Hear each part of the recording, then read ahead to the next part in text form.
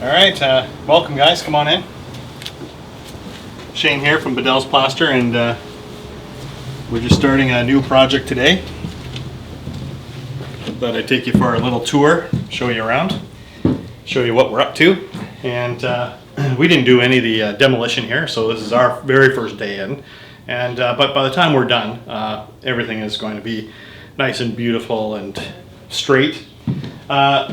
So the first thing we're going to be working on is this kitchen, and you can see up above they ran some plumbing for some laundry and bathrooms and that sort of thing upstairs.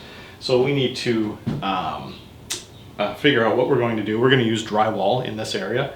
We're going to drop this ceiling, not putting a drop tile ceiling up, but basically framing in the ceiling so we can drywall it.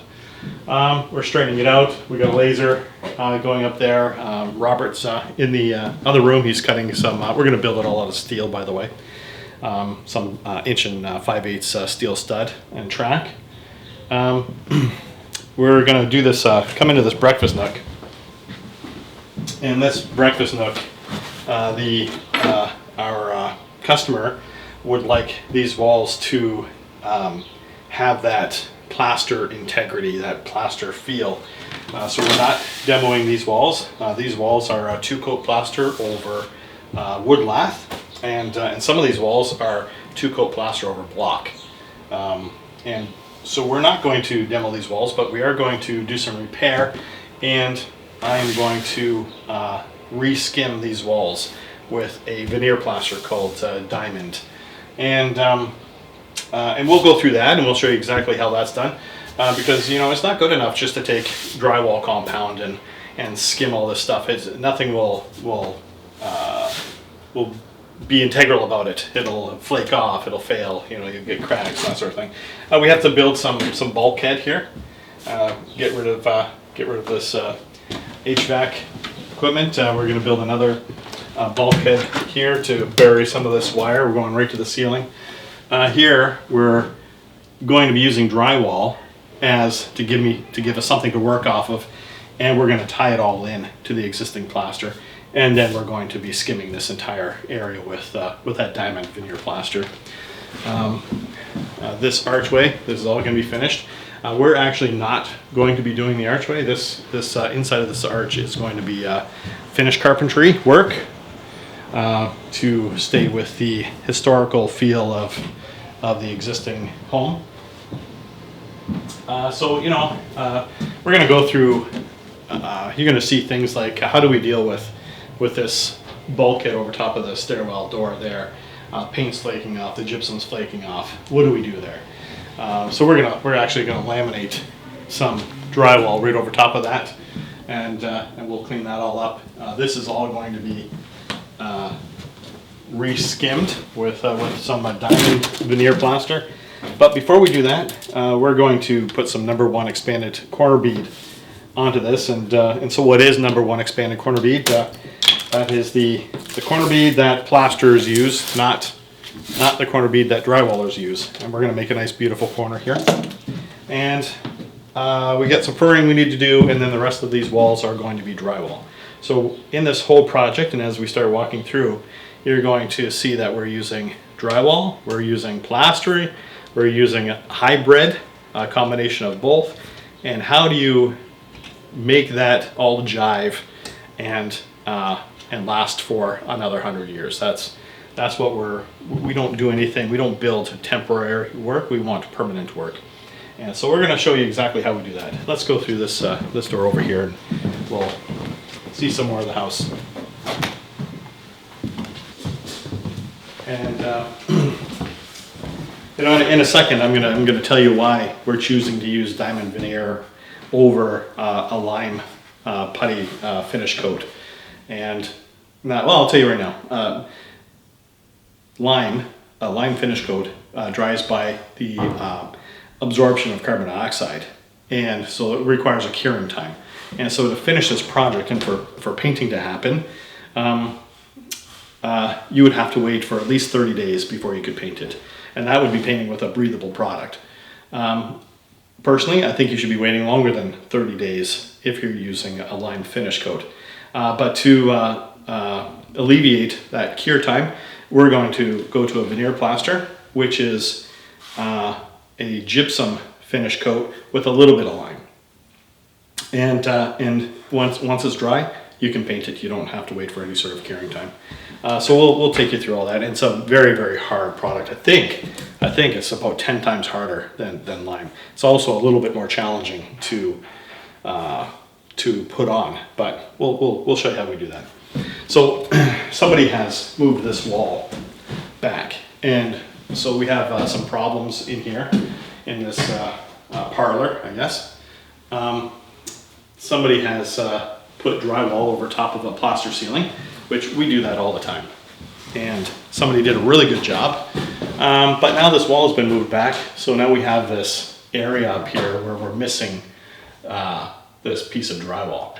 And they have some J trim up there and that sort of thing, so that's going to have to come off, and we're going to put another piece of drywall up there, get it all tied in. And how do you do that? And I can tell you right now, tape and drywall compound isn't good enough, and I'll show you my techniques on how we accomplish getting things to all bond together in a little bit. We have some channel that some electrician needed to do some chasing with some wire. And we have about, I think this was about 2.5 inches of ceiling thickness up here. So how do we resolve that problem? We'll take you through that. We have a wall here. So this wall, something to consider is the original thickness of their walls, which is true 2x4s and 3/4 inch plaster on either side. Which gives us 3.5 inches of thickness. Well, I'm sorry, I guess that would be 5.5 inches of thickness. We want these walls to also be 5.5 inches when we're done. That way, when the finished carpenter comes in, this wall has the same profile as this wall. We don't want something smaller that looks like it was done afterwards, which it is, but we don't want it to look like that. So we're going to be using double 1/2 inch drywall on this wall. We're going to be using 5/8 drywall on this wall. And the reason why we're choosing 5/8 for this particular wall is to be conducive to this baseboard that the finished carpenter is going to have to do some finagling to get all that to jive later. And that little extra 1/8 of an inch would help him out, I think. So let's come on through the rest of the house.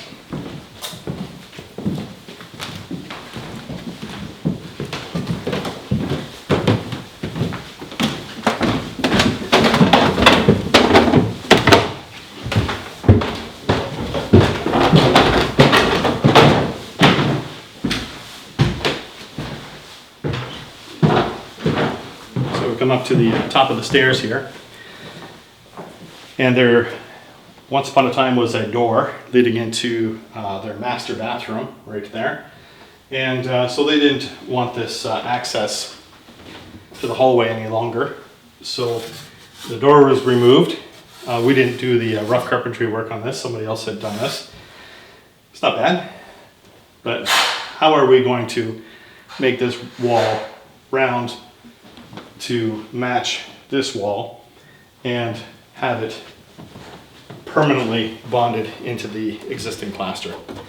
And I just can't tell you how many times I've seen other people using just drywall techniques and drywall methods and taping this together and using drywall mud, and it just literally fails, it cracks. You'll see everything it's just not good. So I'm going to show you my method and how we do this. And we are going to be using drywall. We're going to use 1/4 inch flexible drywall to give us the shape. But we're going to use plastering techniques over top of that and bonding techniques to bond it into the existing wall.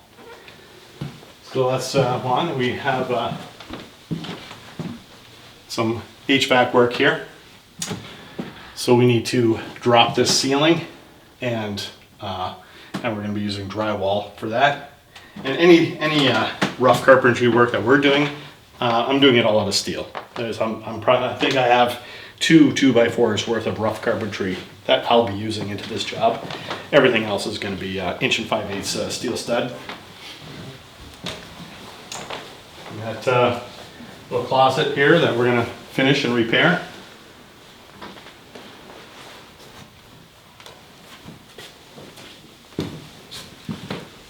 Then we have our master bath.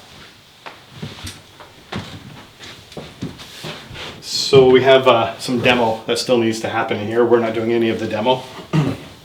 Somebody else is getting that ready for us. But you know, because some of the wall is still here, it gives you an opportunity to see, you know, what this stuff is. And this is wood lath, 3-coat plaster work, and so basically this wall has been lathed with these wood strips, gypsum, which is let's see if I can get a chunk here. You know, even better yet, I'll get some off the ground. There we go. So this is gypsum, which is gypsum and sand, and if you can see that this plaster has been haired, and that's typically horsehair, and that just gives the plaster a little bit more structural integrity.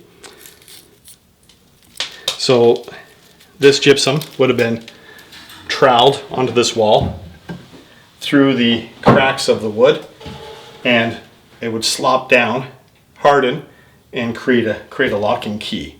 And that's what holds this wall onto the wood lath. And over a period of time, those keys start to break off. And in a lot of cases, you can take off baseboard and you'll see a whole pile of gypsum keys. And here they are. They're just all in there, all in the wall cavity. And that's because that gypsum key that was behind here eventually just broke off and fell. And then all of a sudden the plaster starts falling off the wall. So this had a scratch coat on it, had a brown coat on it, and then had a finish coat of lime. And that's the lime finish coat. Everything else is gypsum. We're not, in this bathroom, we're not going back plaster, we're going back drywall. But we're tying into the existing plaster. And that's, I think over this video series, that's going to be probably an important thing to get your brain wrapped around is not using just standard drywall methods when you're working with plasterwork. And then we're going to be, again, using the 1/4 inch flexible drywall, making this round shower. This is going to be a shower. Dropping a ceiling. We don't want a cavity that's going to collect steam. We want to drop that ceiling down to be in line with this header. And we got a little bit of creative furring work we need to do within here. And then the tile guy will come in and take over after that, and probably use some sort of membrane to coat all that with. And then so that's the master bath. Let's go see one more area that we're going to be working on.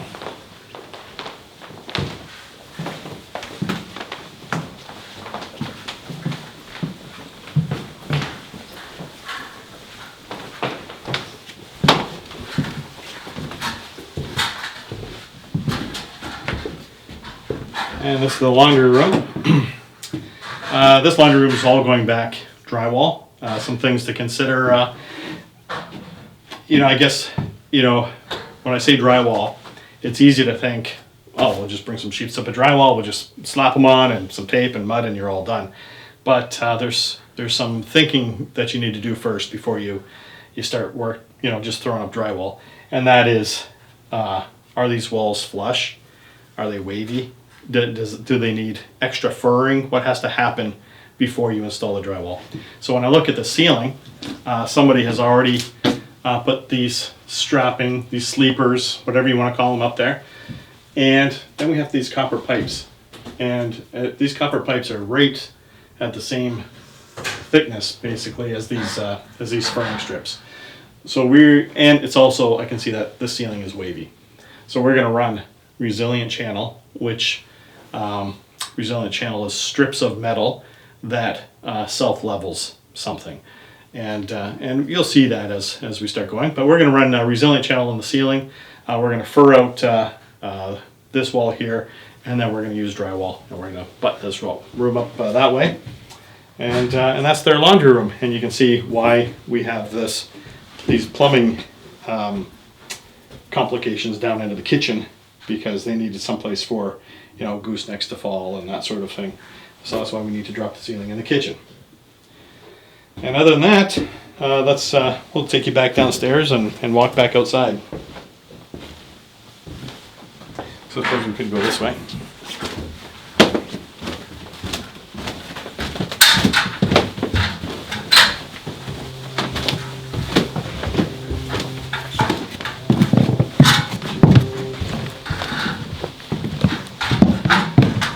I must say hi, Robert.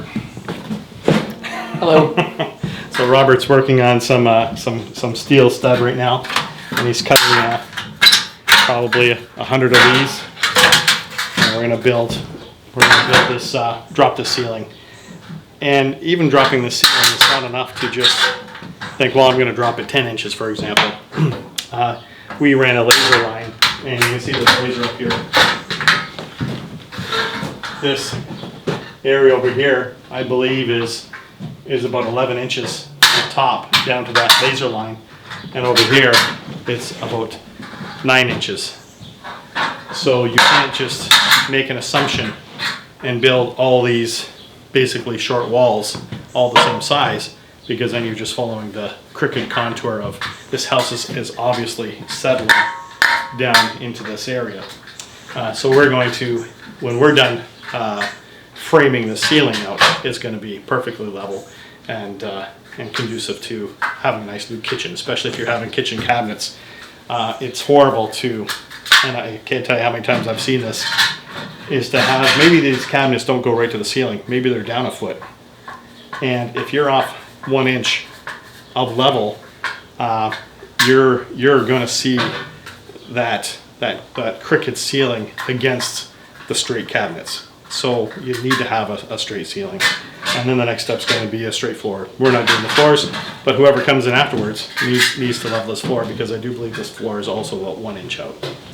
So anyways, that's our project for today. And tomorrow we'll come back and show you a little more stuff, and we'll take her from there. So thanks for watching, and we'll see you tomorrow.